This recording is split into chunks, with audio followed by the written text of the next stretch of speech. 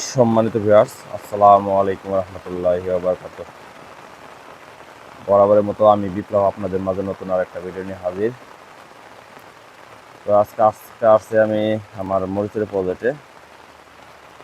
তো আজকে আকাশের অবস্থা বেশ একটা ভালো না, সকাল থেকে বৃষ্টি।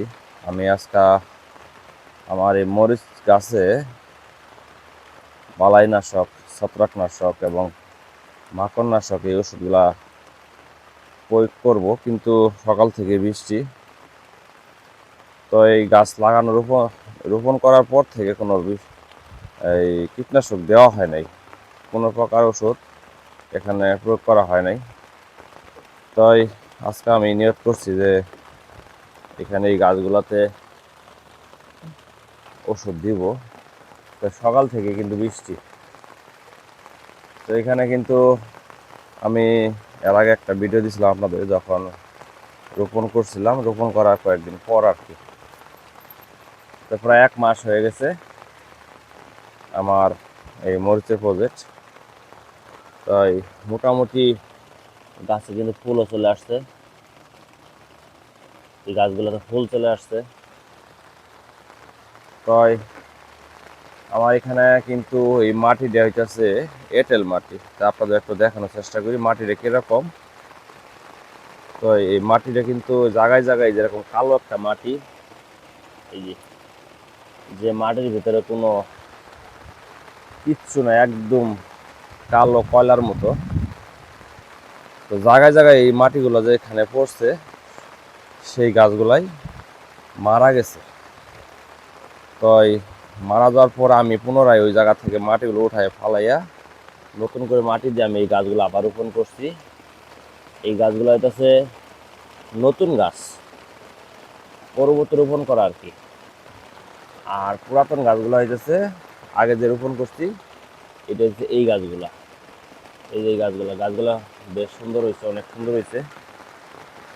তাই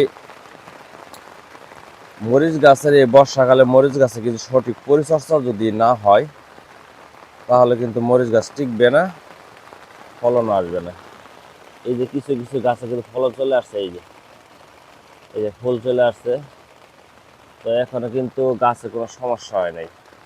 তো আমি কিন্তু কিছুদিন আগে গাছের গোড়ায় কিন্তু মাটি দিয়ে দিয়েছিলাম।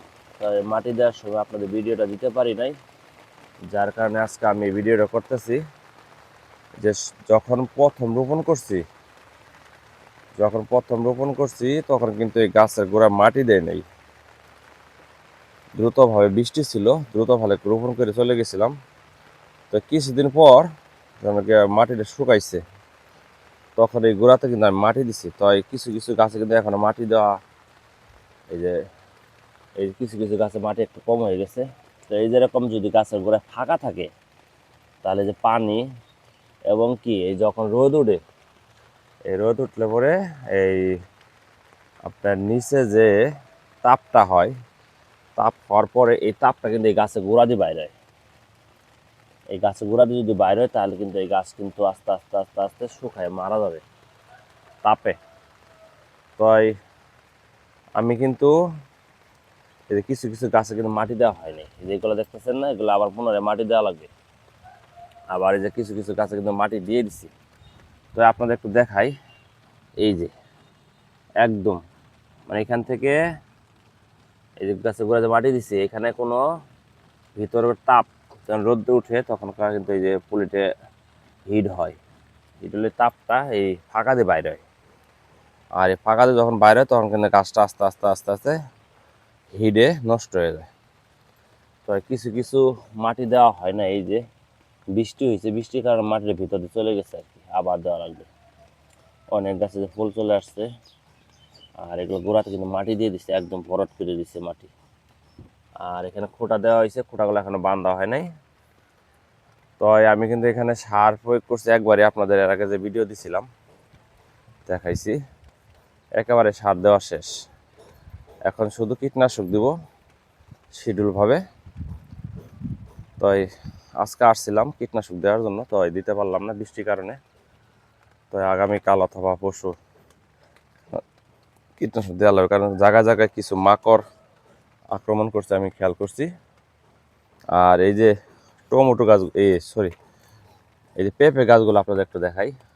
এই পেঁপে গাছগুলো কিন্তু একদম ছোট চারা লাগাইছিলাম, মাত্র 2.5 ইঞ্চি 3 ইঞ্চি চারা হবে এই যেগুলো পেঁপে চারা। তো আমি কিন্তু পুরাটা লাগাই নাই, মানে প্রতিটা বেডের মাথায় মাথায় দিছি, যেমন এই বেডের মাথায় একটা দিছি, আবার যে পাশে এই বেডের মাথায় একটা দিছি। এই যে মাশাআল্লাহ গাছগুলো কিন্তু অনেক সুন্দর হয়েছে, এই যে অনেক সুন্দর হয়েছে। তাই আবার ওই মাথায় দিছি একটা করে, মানে এখানে আমার বেড আছে টোটাল 8টা বেড। এই 8টা বেডের মাথায় মাথায় আমি মানে 16টা পেঁপের চারা লাগাইছি। এই যে 16টা পেঁপে চারা লাগাইছি প্রতিটা বেডের মাথায়। এই যে। তাই অনেকে বলে যে ভাই আপনি পুরোটাই দিয়ে দিতেন। হ্যাঁ, পুরোটা দেওয়া যাইতো, তো পুরোটা দিলে কিছুদিন পর গাছটা ছায়া হয়ে যাবে, তখন আমার মরিচ গাছের সমস্যা হবে। যার কারণে আমি সব জায়গায় দেয়নি, খালি বেডের মাথায় দিয়ে দিছি, মাথায় বেশি একটা সমস্যা হবে না।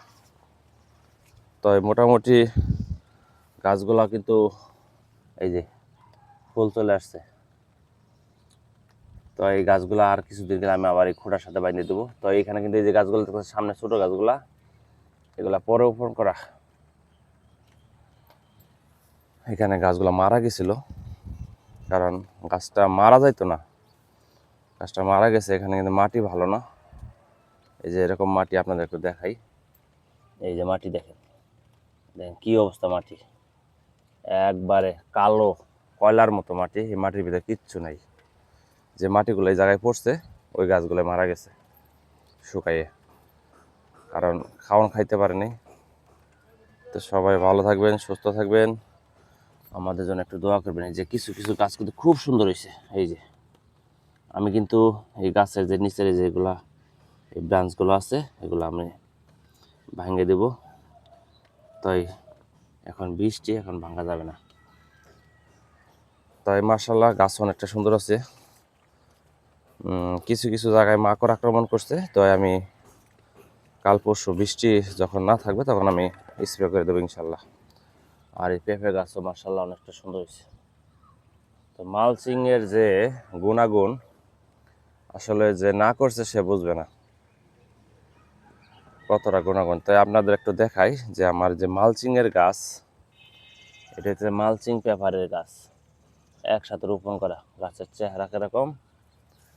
আর আমি এখানে আলাদা কিছু গাছ রোপণ করছিলাম, এই যে খোঁটা দেওয়া আছে, তো এগুলো আগাছা পরিষ্কার করা হয় না। এই যে একসাথে গাছ দেখা যায়, দেখেন কি অবস্থা, একই সাথের গাছ। এই যে এটা হচ্ছে একসাথের গাছ। তাই আর এই হচ্ছে মালচিংয়ের গাছ, কতটা সুস্থ সবল। তো যাই হোক, আজকের মতো ভিডিওটা এখানে শেষ করলাম। সবাই ভালো থাকবেন, সুস্থ থাকবেন। আসসালামু আলাইকুম রহমতুল্লাহি ওয়া বারাকাতুহু।